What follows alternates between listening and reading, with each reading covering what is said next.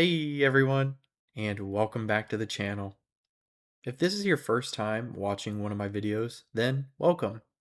If you've watched some of my videos before, welcome back. Today, I'm going to be reading some interesting Reddit stories to you guys while I spend some time playing in my Minecraft realm. So, sit back, relax, and enjoy.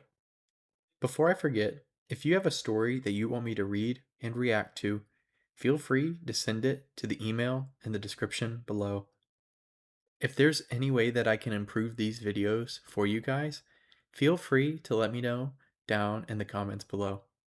Alrighty guys, without further ado, let's go ahead and get into our first story. Our next story is titled, My Boyfriend Told Me How He Felt About My Best Friend. I, 29 female, have been with my boyfriend, 28 male, for a little over 2 years now, and he recently told me how he felt about my best friend, 28 female. I'm stuck and I don't know how to proceed with this information. My best friend, we'll call her Amy, and I have been friends since I moved into town to take a job about 8 years ago. We were next door neighbors with an apartment complex, and she had a boyfriend and a daughter from another relationship. I was married at the time we began our friendship, but it ended in divorce when I found his Grindr account. That's a story for another day. Amy was there for me and let me vent my feelings. I was emotionally/mentally unstable at this point in my life and ended up settling with a guy who was physically abusive. I left that relationship too, and my best friend was right there to pick me back up again. We don't see each other all the time or text every day, but we know the other is there for us when we need it, and I love her dearly. She got engaged to her boyfriend, we'll call Mike, and I was so excited for her. They bought a house together, and they seemed really solid. Then, one day, out of the blue, she texts me and tells me he left her. She was accusing him of cheating and vice versa. I came over and helped her pick up the pieces. This was several years ago. I never believed Amy would cheat, so I brushed off Mike's Facebook posts, especially since he almost immediately announced he was going to be a dad. I just assumed that he was the cheater, and I supported my best friend. Fast forward a few years later, Amy and I are bowling. One of my other friends sees Amy and asks me to introduce them because he thought she was cute. I did, and they went on a few dates. According to him, everything seemed perfect. Then, a few weeks later, she ghosted him, and he starts texting me, asking if he knew why Amy did that to him. I wasn't able to get in touch with Amy, so I was getting worried about something maybe happening to her. I'm calling her family, etc. I even went to her house, but she wasn't even home. Then, she pops up at my house after I've been texting her and calling her all day with a massive ring on her finger. The diamond was not from my other friend. She tells me she just got engaged to this other guy, which we will call Zach. I was a little uncomfortable with this because the timing obviously indicated she was cheating on my other friend. I told her it was really crappy for her to do that to my friend, and I was upset that I was in the middle of it. Fast forward a few months, she asks me to be her bridesmaid and her sister to be her maid of honor. I agree because she's always been there for me, and I wanted to be there for her on her big day. About 6 months before the wedding, I met my now boyfriend, Jacob.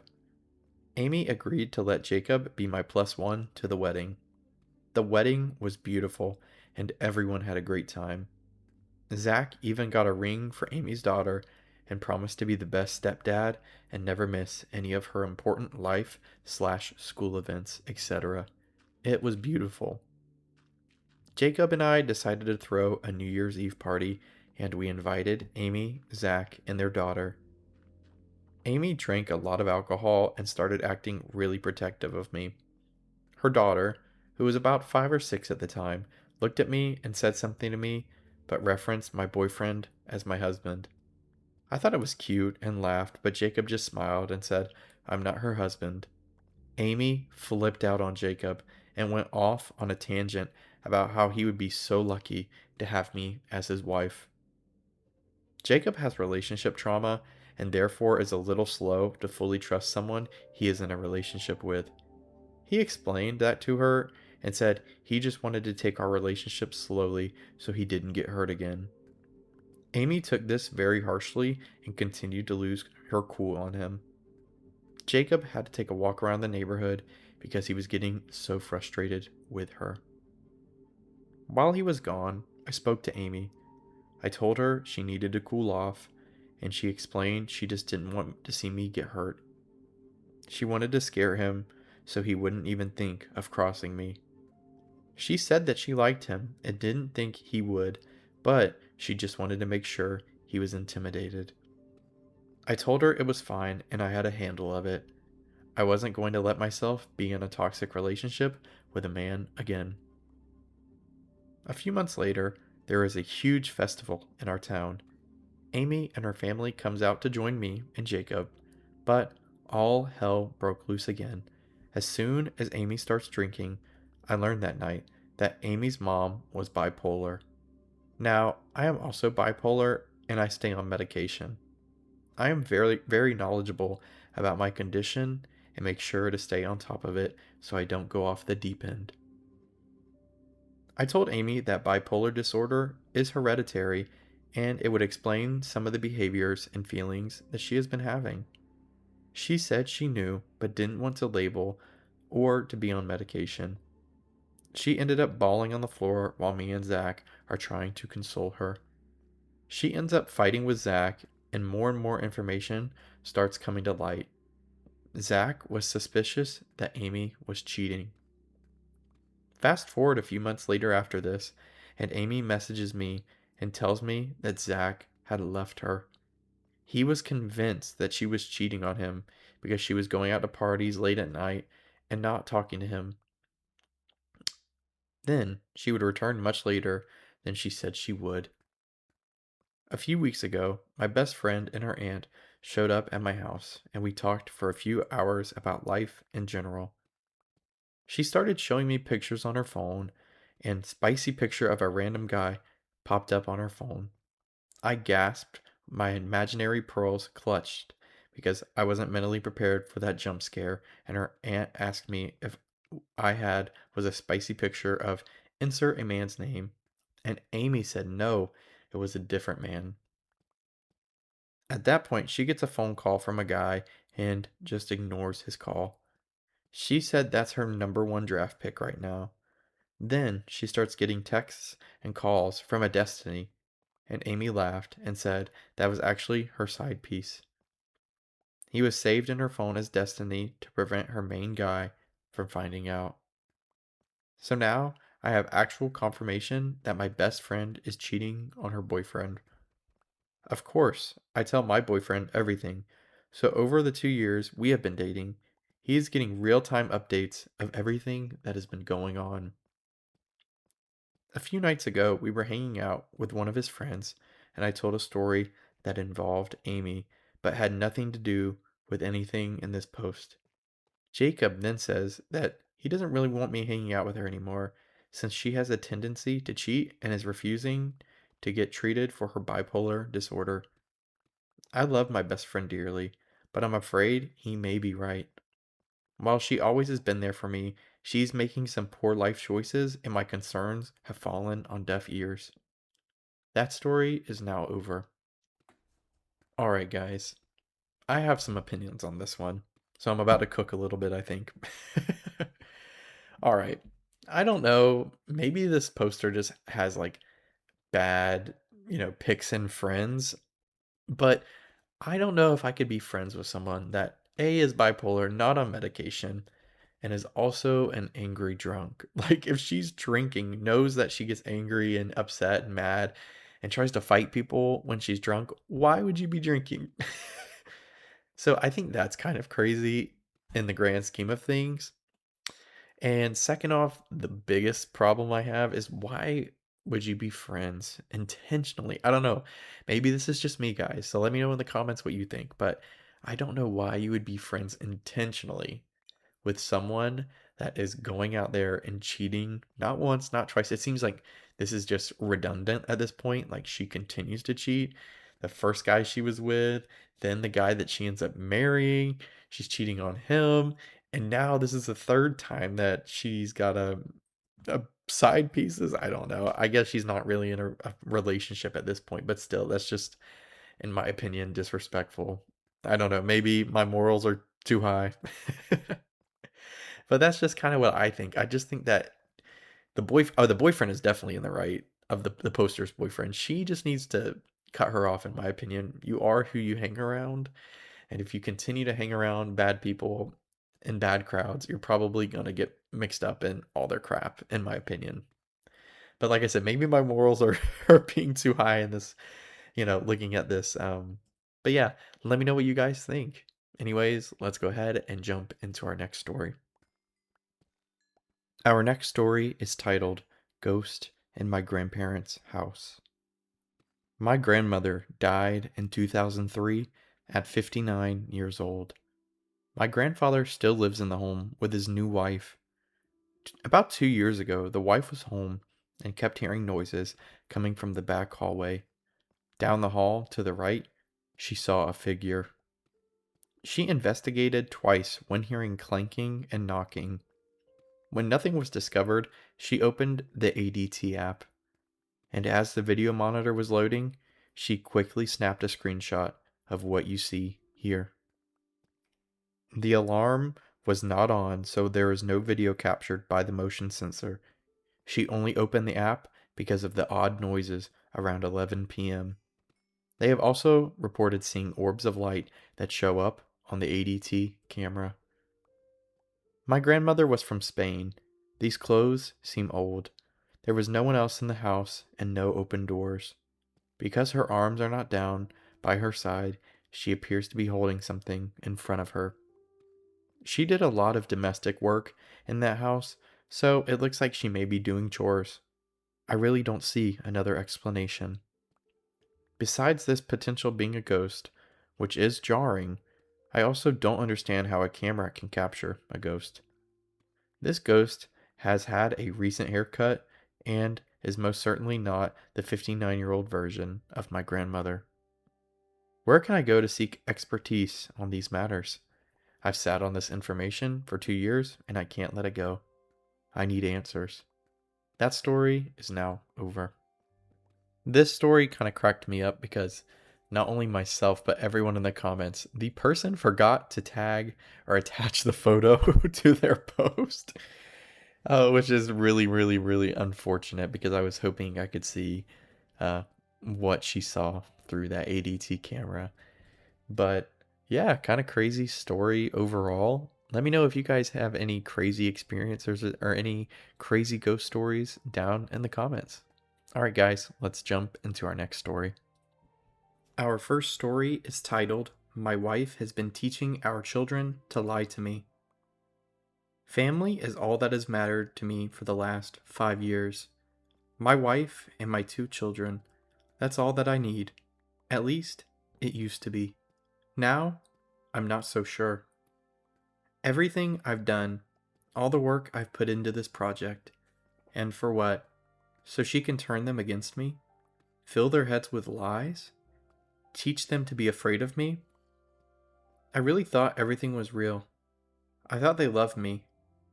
God, I just want to cry while typing this. And she did such a good job to hide it. I thought we had made it through all of the nonsense, the stress, the misunderstandings, the miscommunications. I thought we finally understood each other. I wiped her tears, comforted her. No matter how much she insisted, she didn't need it. Sure, I wasn't there to change diapers. I didn't get to take them to school or chaperone field trips. But I was there. I was there with her in the hospital room, despite all the cold glares I got from her family. I could see just how unhappy she was through all the wincing pain of childbirth. I could see it in her eyes. This wasn't the real life that she was wanting. This man wasn't the man she needed. I made a promise to myself that day before the nurses asked me to leave, and that promise was the one I intended to keep.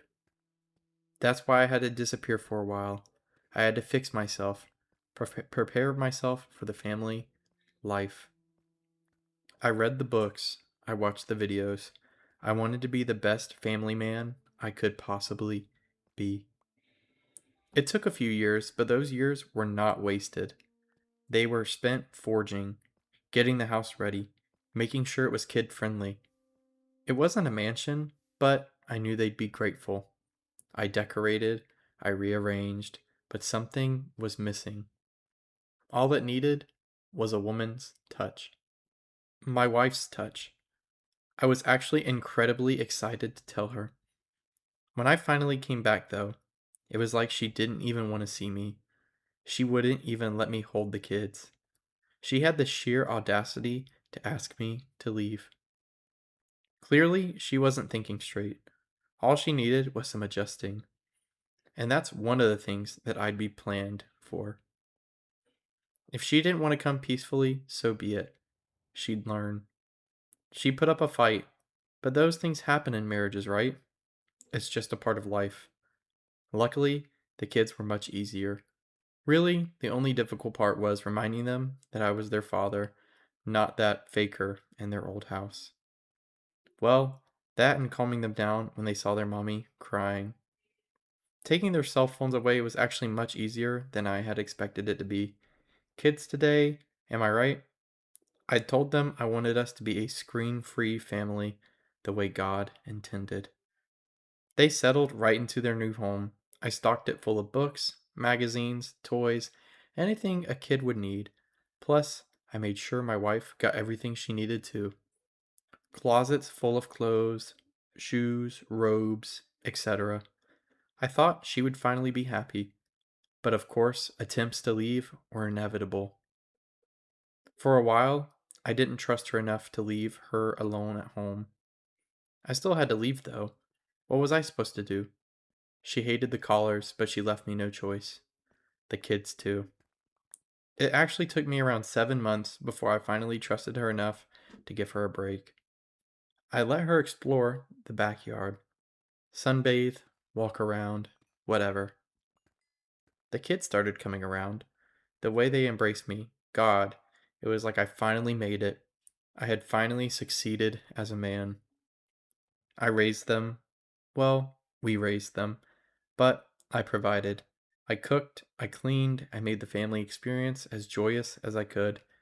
I even homeschooled the children. For a while there, I thought their mom was starting to come around as well. It was like she could see who I was, how I wanted us to all be a happy family. She even started smiling again. Tell Daddy how much you love him, she would say. Tell him how happy you are to be here. Our fairy tale had officially begun. But then, last week happened. I had just returned home from work and receiving tools from downtown. Fresh fruit, vegetables, new magazines, new school books for my little geniuses, plus a beautiful bouquet of roses for my beautiful wife. I had this feeling, this aching, agonizing sense that something was amiss. That's why I didn't announce myself when I walked through the door. I glided through the house, silently, placing the bags down on the kitchen table. I heard whispers coming from my son's room, two voices, his and his mom's. They sounded urgent. I crept up to the door and placed my ear against it. That's when I heard it. My wife completely destroying the sense of sanctity that I had worked so hard to create. We're getting out of here today. As soon as he gets out of here, we're rushing him. You two are big enough now. If we all work together, we can overpower him. I couldn't believe what I was hearing. All the birthdays, all the Christmases, all the Thanksgiving dinners that I slaved over, and it still wasn't enough. Tears began to string my eyes. I had to stifle a sob. My mind raced, then went frighteningly silent. I knew I should have been devastated, which I guess I was, but that devastation morphed into something else as the bouquet of roses fell to the floor. I felt burning rage, helplessness, hopelessness. I felt small. Why was I even trying? What had I done wrong for them to want to do this to me? For them to plot against me like this? They wanted to threaten me in my own house, the house that I had made a home for each of them. No, no, this was not going to work. I thought we had made it past the attitude adjustment stage, but now it's clear. I didn't do enough the first time. I picked the roses off the ground, no point in letting them go to waste. I decided to put them on the kitchen table. They would all need something beautiful to look at while they recovered. That is the end of our story. Okay, I don't know what I was thinking, guys. That was on r/story and was tagged as scary, but when I read the title of My Wife Has Been Teaching Her Kids to Lie to Me, I was not expecting a horror story.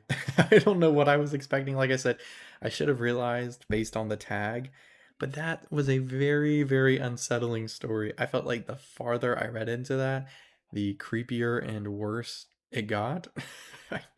Yeah, that was rough. That was rough. Anyways, let me know what you guys think down in the comments. Let's jump into another story. Our next story is titled Nobody Knocked at the Door to Warn Me About My Baby. I'm visiting my parents with my 3-year-old and 6-month-old. My parents inherited the house they live in about 10 years ago, and it's been in our family since 1890. Last year, my then 2-year-old kept randomly waving at nothing all over the house. He didn't do this anywhere else. Since we've been here, I've been letting my baby nap in the stroller in the front garden. He sleeps better in the fresh air.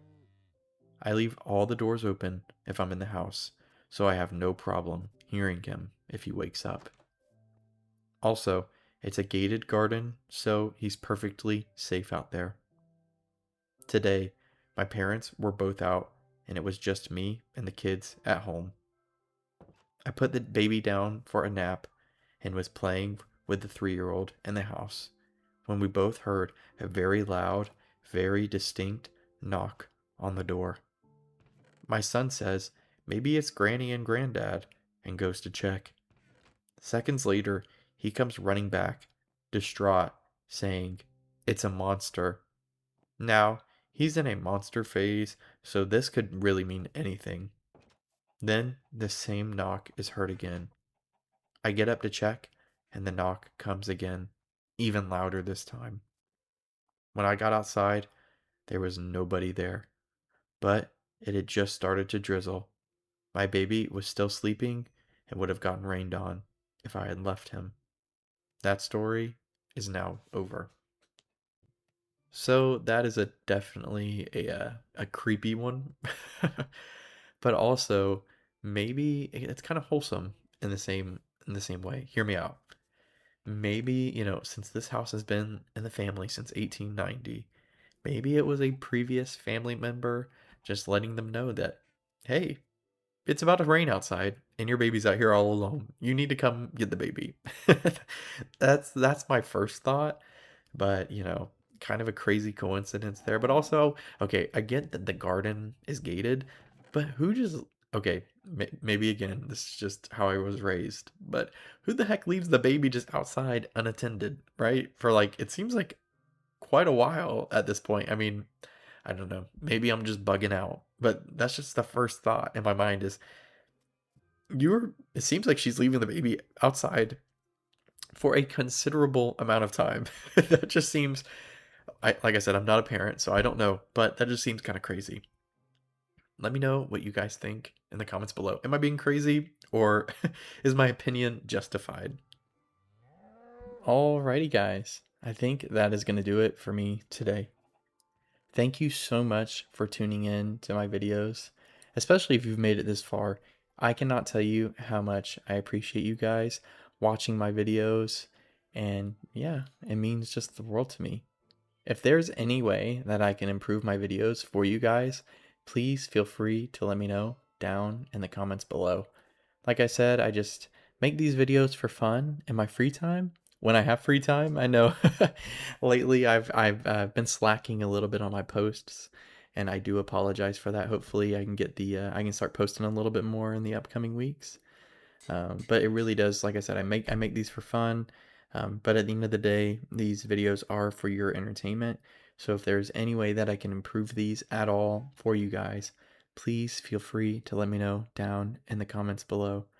I appreciate you guys so much again. Like I said, thank you so much for watching these. It truly does mean the world. Last thing before I get out of here, if you want to send me a story of your own, or maybe just one that you found online that you think would be an interesting read, send it to the email in the description below, and I will try to fit it into one of my upcoming videos. But just one more time, I have to say again, thank you guys so much for watching these videos. Like I said, it truly means the world to me. We're at the time of this recording, we're at 230 subscribers, which is just mind-blowing to me. Like I said, I just started making these videos for fun, so it's just crazy that we've grown this community, this small community together, and I just really hope that we can continue to grow this together. But like I said, guys, sorry I went on a quick rant there, but I really do appreciate you guys, and I'll catch you guys in the next video. Alrighty, guys, talk to you later. Peace.